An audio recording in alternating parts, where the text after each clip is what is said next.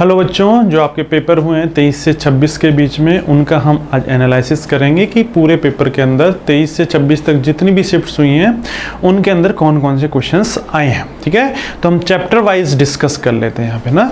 सबसे पहले हम चैप्टर 1 की बात करें। Chapter 1 sexual reproduction in flowering plants. ठीक है, इस चैप्टर के अंदर जो सबसे ज़्यादा जो क्वेश्चंस देखने को मिले हैं वो एम्ब्रियो सैक से देखने को मिले ना, एम्ब्रियो सैक। तो आपको एम्ब्रियो सैक के बारे में जरूर से जरूर पढ़ के जाना है। इससे रिलेटेड जितनी भी बातें हैं वो आपको देख करके जानी है। और अगर हम बात करें एम्ब्रियो सैक के अलावा चैप्टर 1 से, तो पार्थेनोकार्पी के बारे में पूछा गया है। पार्थेनोकार्पी के बारे में पूछा है, तो आप पार्थेनोकार्पी के बारे में भी आप जरूर देख करके जाइए कि पार्थेनोकार्पी होता क्या है। ठीक है, विदाउट फर्टिलाइजेशन के जो फ्रूट्स का निर्माण है वो पार्थेनोकार्पी होता है। तो पार्थेनोकार्पी के बारे में भी क्वेश्चन पूछा गया। माइक्रोस्पोरोजेनेसिस और mega sporogenesis, micro and mega sporogenesis, ये भी आपको देख के जाना है ना।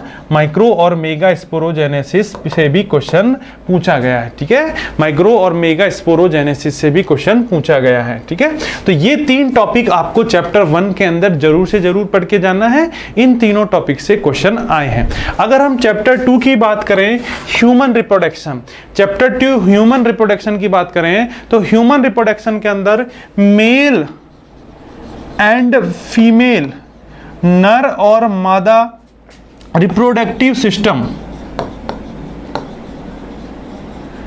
ठीक है, इनके बारे में जरूर से जरूर आप पढ़ के जाइए, क्योंकि यहां से क्वेश्चन पूछ रहा है कि मेल रिप्रोडक्टिव ट्रैक्ट में कौन कौन सी एसेसरी डक्ट होती हैं, फीमेल के अंदर कौन कौन सी एसेसरी डक्ट्स होती हैं, इसके बारे में। और सबसे ज्यादा एग्जामिनर का फेवरेट टॉपिक है गैमेटोजेनेसिस। गैमेटोजेनेसिस, युग्मक जनन, यहां से भी क्वेश्चन पूछा है, तो आप युग्मक जनन को भी जरूर से जरूर पढ़ के जाइएगा। ठीक है, युग्मक जनन को भी आप जरूर से जरूर पढ़ के जाइएगा, यहां से क्वेश्चन पूछा गया है। इसके अलावा ह्यूमन रिप्रोडक्शन चैप्टर के अंदर बात करें, तो ह्यूमन रिप्रोडक्शन चैप्टर के अंदर गैमेटोजेनेसिस और male and female reproductive system के अलावा आज जो क्वेश्चन पूछा गया है 28 मई को, वो फर्टिलाइजेशन से भी पूछा गया है ना। फर्टिलाइजेशन के बारे में, निषेचन के बारे में भी आपको याद करके जाना है, पढ़ के जाना है अच्छे से। फर्टिलाइजेशन के बारे में भी क्वेश्चन पूछा गया ना। तो ये दो टॉपिक्स, ये तीन टॉपिक्स इस दूसरे चैप्टर ह्यूमन रिप्रोडक्शन के अंदर आपको जरूर से जरूर पढ़ के जाना है। नेक्स्ट, अगर हम रिप्रोडक्टिव हेल्थ चैप्टर की बात करें, चैप्टर 3 की बात करें, तो यहां से एक क्वेश्चन बार बार पूछा जा रहा है बच्चों, आपको जरूर से जरूर पढ़ के जाना है। वो है थर्ड चैप्टर के अंदर आईयूडीज के बारे में। आईयूडीज के बारे में वो बहुत बार क्वेश्चन पूछ रहा है। इसके अलावा आईयूडीज के अलावा एआरटी, असिस्टेड रिप्रोडक्टिव टेक्नोलॉजीज के बारे में भी क्वेश्चन पूछा गया है, और एमटीपी के बारे में भी क्वेश्चन पूछा गया है ना। तो इन तीनों के बारे में क्वेश्चन पूछा गया है। ART, assisted reproductive technology, MTP, medical termination of pregnancy, IUDs, intra uterine devices, इनके बारे में क्वेश्चंस पूछे गए हैं इन तीनों शिफ्ट के अंदर। तो इन तीनों टॉपिक्स को आप जरूर से जरूर पढ़ के जाइएगा। अगर चैप्टर 4 जेनेटिक्स की अगर हम बात करें, तो जेनेटिक्स के अंदर जो क्वेश्चंस पूछे गए हैं वो जनरली मेंडेलियन और जीन डिसऑर्डर यानी जेनेटिकल डिसऑर्डर से पूछे गए हैं। जेनेटिकल डिसऑर्डर, आनुवांशिक रोगों से क्वेश्चन पूछे गए हैं। इसके अलावा पॉलीजेनिक इनहेरिटेंस,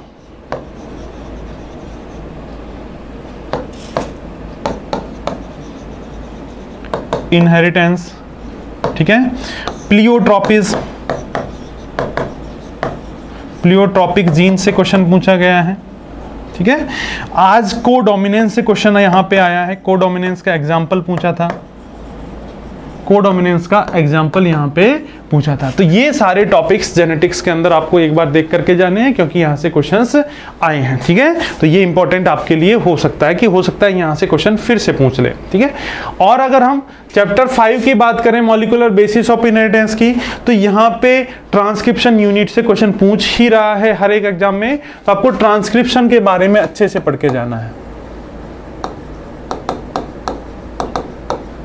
ठीक है। अनुलेखन ट्रांसक्रिप्शन के बारे में अच्छे से पढ़ के जाना है कि प्रमोटर कहाँ पे होता है, टर्मिनेटर कहाँ होता है, ऑपरेटर कहाँ होता है। तो इन तीनों के बारे में आपको जरूर से जरूर देख करके जाना है, ठीक है। चलो, और आरएनए पॉलीमरेज के बारे में, वही ट्रांसक्रिप्शन आप पढ़ लोगे तो आरएनए पॉलीमरेज के बारे में भी पढ़ लोगे। आरएनए पॉलीमरेज, आज तो रिवर्स ट्रांसक्रिप्टेज से भी क्वेश्चन पूछा था ना, तो रिवर्स ट्रांसक्रिप्शन को भी आपको अच्छे से पढ़ के जाना है। रिवर्स ट्रांसक्रिप्शन से भी आज क्वेश्चन पूछा गया था। इसके अलावा हर्शे और chase experiment, Hershey and chase experiment, ठीक है। हर्शे और चेज एक्सपेरिमेंट से भी क्वेश्चंस पूछ रहा है, तो हर्शे और चेज का जो प्रयोग है, एक्सपेरिमेंट है, उसको भी आपको अच्छे से पढ़ के जाना है।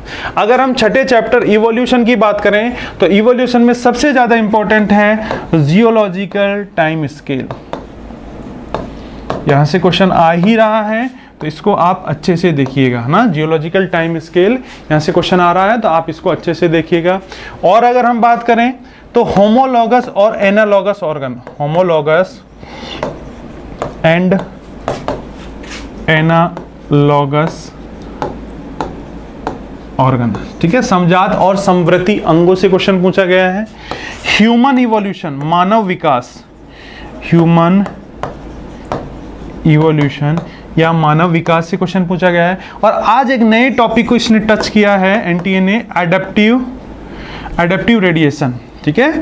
हालांकि पढ़ाया गया आपको क्लास में, लेकिन इससे क्वेश्चन नहीं आ रहे थे, तो आज इससे क्वेश्चन आए हैं। एडेप्टिव रेडिएशन, तो इसके एग्जाम्पल्स पूछे हैं ना, एडेप्टिव रेडिएशन के एग्जाम्पल्स कौन कौन से होते हैं, तो वो आपको देख करके जाना है। तो ये क्वेश्चन, ये चैप्टर 6 इवोल्यूशन की कहानी है कि यहाँ से क्वेश्चंस पूछे जा रहे हैं। हर एक टॉपिक आपको देख करके जाना है, क्योंकि ये रिपीटेड क्वेश्चंस हैं, एनटीए रिपीट कर रहा है भाई, ठीक है। अगर हम डिजीज की बात करें, डिजीज चैप्टर की बात करें, तो सबसे ज्यादा जो क्वेश्चंस हैं वो मलेरिया से पूछे जा रहे हैं और ड्रग्स से पूछे जा रहे हैं ना। तो आपको मलेरिया साइकिल के बारे में अच्छे से पढ़ के जाना है। यहां से पैराग्राफ पूछा जा रहा है ना, पैराग्राफ रिलेटेड क्वेश्चन आ रहे हैं। इसके अलावा आपको इनेट इम्यूनिटी के अंदर जितने भी बैरियर्स हैं, इनेट इम्यूनिटी देख करके जाना है, क्योंकि यहां से क्वेश्चन बने हैं 26 से 28 के बीच में। इनेट इम्यूनिटी के अलावा ड्रग्स, ठीक है, ड्रग्स वाला जो पोर्शन है, ओपियोइड्स, कैनाबिनॉइड्स, कोका एल्कलॉइड्स, यहां से भी क्वेश्चंस आ रहे हैं, ठीक है। तो इनके बारे में भी आपको जरूर से जरूर देख करके जाना है, ठीक है। ये हो गई हमारी डिजीज की बात, डिजीज के बारे में ये क्वेश्चंस पूछे जा रहे हैं। अब नेक्स्ट अगर हम 8th चैप्टर माइक्रोब्स वाले की बात करें, तो अब की बार इस 3 दिन के अंदर सबसे ज्यादा क्वेश्चन एसटीपी से पूछे जा रहे हैं ना, सीवेज ट्रीटमेंट प्लांट से सबसे ज्यादा क्वेश्चन आ रहे हैं ना। तो सीवेज ट्रीटमेंट प्लांट को आपको अच्छे से पढ़ के जाना है, सीवेज ट्रीटमेंट प्लांट से सबसे ज्यादा क्वेश्चन है। इसके अलावा माइक्रोब्स और उनसे कौन से प्रोडक्ट प्राप्त किए जाते हैं, इनसे भी क्वेश्चन आ रहा है ना। माइक्रोब्स और प्रोडक्ट्स का क्वेश्चन आ रहा है कि कौन से माइक्रोब से कौन सा प्रोडक्ट प्राप्त किया जा रहा है, ठीक है। ये बात हो गई 7th और 8th चैप्टर की। अगर हम 9th चैप्टर बायोटेक्नोलॉजी की बात करें, तो बायोटेक्नोलॉजी में रिकॉम्बिनेंट डीएनए टेक्नोलॉजी की स्टेप्स को अरेंज करना होता है ना। तो ये मैं आपको बहुत बार करवाया हूं। इसके सीक्वेंस को अरेंज करने वाला क्वेश्चन आ रहा है, ठीक है। इसके सीक्वेंस को अरेंज करने वाला क्वेश्चन आया है। अच्छा, इसके अंदर एड्स से भी क्वेश्चन देखने को मिला ना। एड्स के अंदर जो एचआईवी वायरस होता है वो कैसे रोग उत्पन्न करता है, तो उसकी सीक्वेंस को अरेंज करना था, ठीक है। चलो, रिकॉम्बिनेंट डीएनए टेक्नोलॉजी में स्टेप से क्वेश्चन पूछा है। इसके अलावा रेस्ट्रिक्शन एंजाइम से बहुत ज्यादा क्वेश्चन आ रहे हैं बच्चों ना। रेस्ट्रिक्शन एंजाइम्स के बारे में आपको अच्छे से पढ़ के जाना है। रेस्ट्रिक्शन एंजाइम से बहुत सारे क्वेश्चंस पूछे जा रहे हैं, ठीक है। अगर 10वें चैप्टर की बात करें, 10th चैप्टर बायोटेक्नोलॉजी एप्लीकेशन, इसके अंदर जीन थेरेपी से क्वेश्चन पूछा गया है। इंसुलिन से क्वेश्चन आया है, ठीक है। इंसुलिन के बारे में क्वेश्चन आया है, जीन थेरेपी। इसके साथ बीटी कॉटन के बारे में भी क्वेश्चन पूछा गया है। इसके अलावा और हम बात करें नया टॉपिक इस चैप्टर से जहां से क्वेश्चन बार बार आ रहे हैं, वो है मॉलिक्यूलर डायग्नोसिस। ठीक है, आणविक निदान, ठीक है, मॉलिक्यूलर डायग्नोसिस या आणविक निदान। यहां से पीसीआर के बारे में पूछ रहा है कि पीसीआर से रिलेटेड कौन कौन सी बातें हैं। पीसीआर के साथ साथ आपको जेल इलेक्ट्रोफोरेसिस भी पढ़ के जाना है ना, जेल इलेक्ट्रो, ये दो टॉपिक तो बहुत ही इंपॉर्टेंट है बच्चों, जेल इलेक्ट्रोफोरेसिस और पीसीआर। यहाँ दोनों से पैसेज आपको देखने को मिल सकता है ना, दोनों टॉपिक से पैसेज आपको देखने को मिल सकता है, ठीक है, पीसीआर और जेल इलेक्ट्रोफोरेसिस। अगर हम इकोलॉजी यूनिट की तरफ आए, इकोलॉजी में अगर हम इकोलॉजी यूनिट की तरफ आए, 11 चैप्टर ऑर्गेनिज्म एंड पॉपुलेशन, तो पॉपुलेशन इंटरेक्शन में वही बताएगा कि कॉमन सेलिस, म्यूचुअलिस, इन सब के साइन क्या है, वैसा क्वेश्चन आ रहा है ना। तो पॉपुलेशन इंटरेक्शन से साइन वाला क्वेश्चन आ रहा है, पॉपुलेशन इंटरेक्शन, इससे साइन क्वेश्चन पूछा ना, साइन कौन से साइन से डिनोट किया जाता है इसको ना, कौन से साइन से डिनोट किया जाता है, ये यहाँ पे क्वेश्चन पूछा गया है कि पॉपुलेशन इंटरेक्शन को कौन से साइन से डिनोट किया जाता है। और अगर हम बात करें पॉपुलेशन इंटरेक्शन के बाद, तो लॉजिस्टिक ग्रोथ यानी पॉपुलेशन ग्रोथ से क्वेश्चन पूछा जा रहा है, पॉपुलेशन ग्रोथ, इसके अंदर लॉजिस्टिक भी आती है और एक्सपोनेंशियल ग्रोथ भी आती है ना, दो तरीके की ग्रोथ होती है, लॉजिस्टिक ग्रोथ और एक्सपोनेंशियल ग्रोथ। तो इन दोनों ग्रोथ से क्वेश्चन पूछा जा रहा है कि लॉजिस्टिक ग्रोथ में क्या होता है, एक्सपोनेंशियल ग्रोथ कब देखने को मिलती है, ठीक है, यस। और अगर हम बात करें तो पॉपुलेशन कैरेक्टरिस्टिक्स यानी नेटेलिटी, जन्म दर, मोर्टेलिटी, मृत्यु दर, ठीक है, इमिग्रेशन,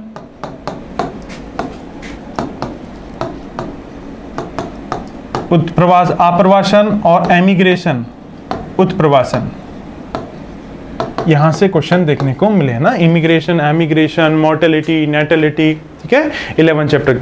अगर 12 चैप्टर इकोसिस्टम की बात करें तो सबसे ज्यादा क्वेश्चन डीकंपोजिशन से आ रहा है बच्चों, डीकंपोजिशन, अपघटन, उसके बाद प्रोडक्टिविटी से, और लास्ट में एक आधा क्वेश्चन यानी उत्पादकता, और लास्ट में एक आधा क्वेश्चन जो है वो फूड चेन से भी पूछ रहा है, फूड चेन के बारे में भी पूछ रहा है। तो फूड चेन के बारे में आज ही क्वेश्चन आया था कि कौन सी ऐसी फूड चेन है जिसके अंदर प्रोड्यूसर नहीं होते हैं, डेट्राइटस फूड चेन होती है, ठीक है, कौन सी फूड चेन होती है, डेट्राइटस फूड चेन, ठीक है। तो ये भी क्वेश्चन पूछा गया है कि डेट्राइटस फूड चेन के बारे में ना। चलो नेक्स्ट अगर हम बात करें बायोडायवर्सिटी चैप्टर की,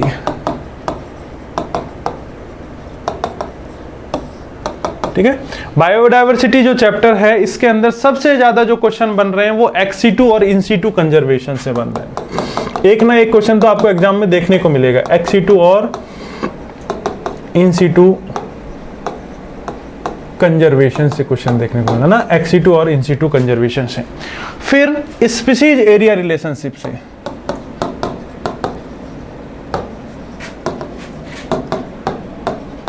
और इसके अंदर भी Z को क्या बोलते हैं, रिग्रेशन कॉफिशिएंट। ये बहुत बार क्वेश्चन पूछा है कि Z को क्या कहते हैं, रिग्रेशन कॉफिशिएंट कहा जाता है, ठीक है, Z को क्या बोलते हैं बच्चों, रिग्रेशन कॉफिशिएंट कहा जाता है ना, Z को रिग्रेशन कॉफिशिएंट कहा जाता है।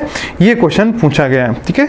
इसके अलावा बायोडायवर्सिटी की बात करें तो इसमें सैक्रेड ग्रुप्स के बारे में भी पूछा गया ना, सैक्रेड ग्रुप्स को भी आप याद रखना। और आज 28 मई के दौरान, आज 28 मई के दिन एक पूछा गया था कि 1992 में वर्ल्ड अर्थ समिट हुई थी, वर्ल्ड अर्थ समिट, ये कहां हुई थी, रियो डी जेनेरिया, जो ब्राजील की राजधानी है ना। तो ये कुछ क्वेश्चंस हैं जो पूछे गए हैं 26 से जो 28 आज तक जो पेपर हुआ है बायोलॉजी के अंदर। तो पेपर का लेवल इजी आ रहा है बच्चों, सारे बच्चे 50 क्वेश्चंस लगभग अटेम्प्ट कर रहे हैं ना, और 50 में से बच्चे बता रहे हैं कि हमारे 45 से ज़्यादा ही सही है, 47, 48, इवन 49 तक बच्चे बोलेंगे सर एक आधा क्वेश्चन गलत हो गया होगा, बाकी ज़्यादातर क्वेश्चन सही है, ठीक है। तो पेपर का लेवल ईजी आ रहा है, आपको डरने की जरूरत नहीं है, बस इन टॉपिक्स को लास्ट में जरूर देख करके जाइए ना, इन टॉपिक्स को लास्ट में जरूर देख करके जाइए। थैंक यू बच्चों, थैंक यू सो मच।